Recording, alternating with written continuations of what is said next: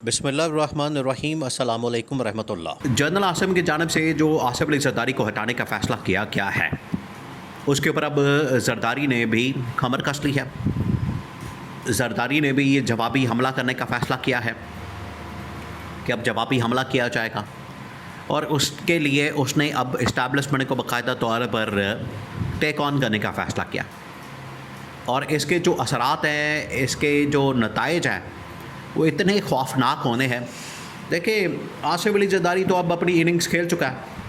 वो तो अब अपना पूरा कैरियर इक़्तिदार के अंदर, पावर के अंदर एंजॉय कर चुका है। उसने सदारत भी देख ली, गवर्नमेंट भी देख ली, पार्टी भी संभाल ली, तमाम की तमाम चीज़ें, प्रोटोकॉल एंजॉय कर लिया, लंदन के फ्लैट्स बना ले, जायदादें बना ली, प्रॉपर्टियाँ बना ली, उसने सारा कुछ करके देख लिया। ये तमाम चीज़ें अब आसिफ जरदारी तो इनिंग्स खेल चुका है। मसला तो बिलावल के लिए बना हुआ है, क्योंकि बिलावल तो जुमा 8 दिन हुए हैं। अभी उसने पार्टी के चेयरमैन के तौर पर आना है, पार्टी संभालनी, कैरियर शुरू करना है, इनिंग्स शुरू करनी, उसने अभी वज़ीर-ए-आज़म बनना और गवर्नमेंट चलानी है, संभालनी है, बड़ा कुछ करना है। लेकिन बिलावल का कैरियर इस वक्त स्टेक पे लग गया, क्योंकि जरदारी उसको मरवाने के चक्कर में फिर रहा है। अब जरदारी ने फ़ैसला किया, जरदारी ने इससे पहले भी, आज से तकरीबन कोई आप समझें कि 10-15 साल पहले 2 मरतबा जरदारी की जानिब से इस्टेब्लिशमेंट के ऊपर हमला किया गया, और दोनों मरतबा नाकाम हुआ। दोनों मरतबा नाकामी का सामना करना पड़ा। पहली मरतबा इसने मेमो गेट की शक्ल में, उस स्कैंडल की शक्ल में इसने हमला किया इस्टेब्लिशमेंट के ऊपर। सेकंड जो इसकी जानिब से हमला किया गया, वो हमला किया गया था इसकी जानिब से जो एक तकरीर की, आप ज़रा वो जहन में लाएँ।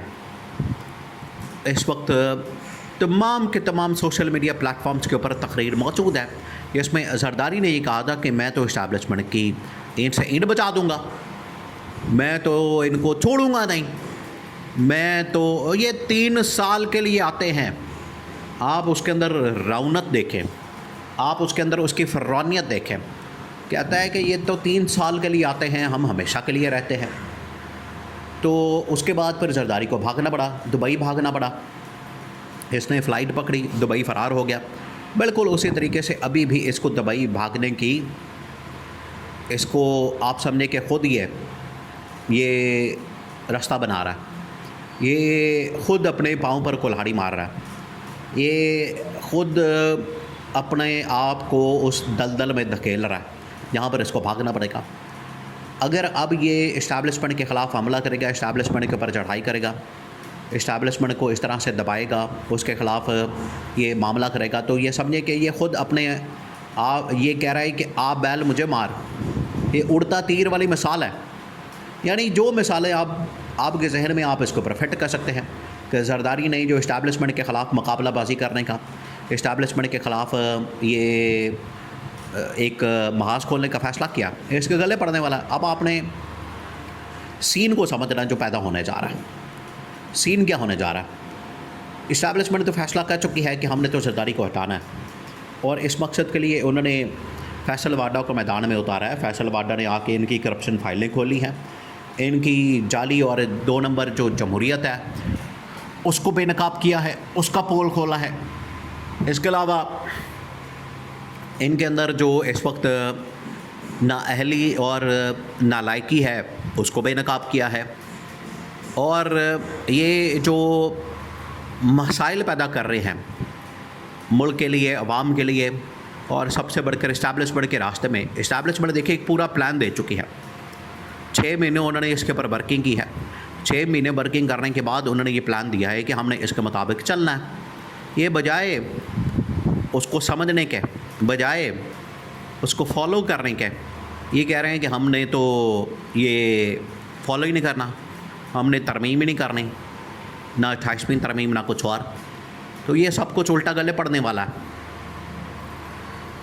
ये जो असल में इनकी जानिब से एक महाजराई की गई है, इस्टेब्लिशमेंट को बड़ा गुस्सा आया, और इन्होंने जो रुकावट पैदा की है, खलल डाला है, इसके ऊपर बड़ा गुस्सा आया। इस रुकावट को भी दूर करना है, इनका भी इलाज करना है, और इनके अंदर जो इस वक्त सरिया चला गया इनकी गर्दनों में, इसको भी फ़ारग करना है। तो इस्टेब्लिशमेंट का फ़ैसला बड़ा क्लियर कट अंदाज में सामने आ गया।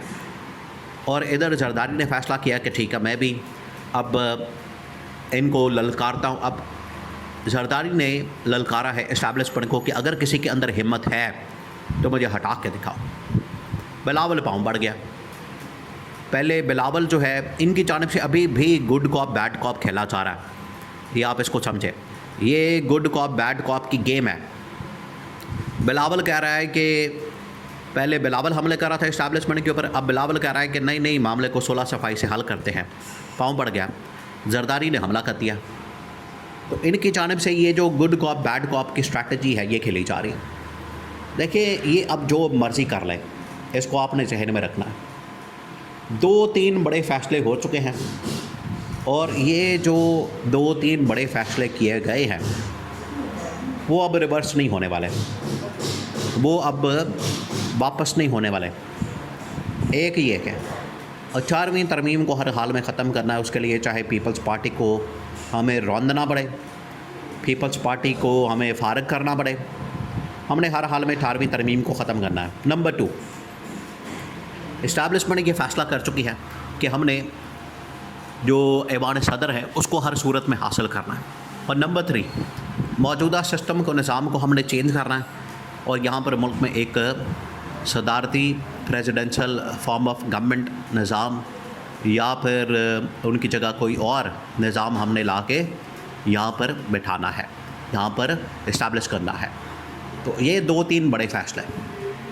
अब इसके लिए ये चाहे एड़ी चोटी का जोर लगाएं, उल्टे लेट जाएं, तत्ते तवे के ऊपर बैठ जाएं, ये जो मर्ज़ी करें, ये चाहे राब्ते करें, मुलाकातें करें और प्रेशर डलवाएं, इस्टेब्लिशमेंट नहीं अब इनकी बातों में आने वाली।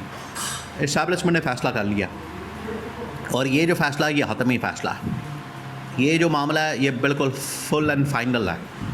अब इससे आगे कुछ नहीं जाने वाला, ये पत्थर पे लकीर है। तो अब अगर इनकी जानिब से कोई कहता है कि मेरे बाप को कोई निकाल के दिखाए, अगर किसी के अंदर हिम्मत है तो हमें छेड़ के दिखाए, जो पुटना है पुट लो, इस तरह की जो धमकियां देना, बढ़ के मारना और सुल्तान नाई बनना, ये सब बेकार की बातें हैं।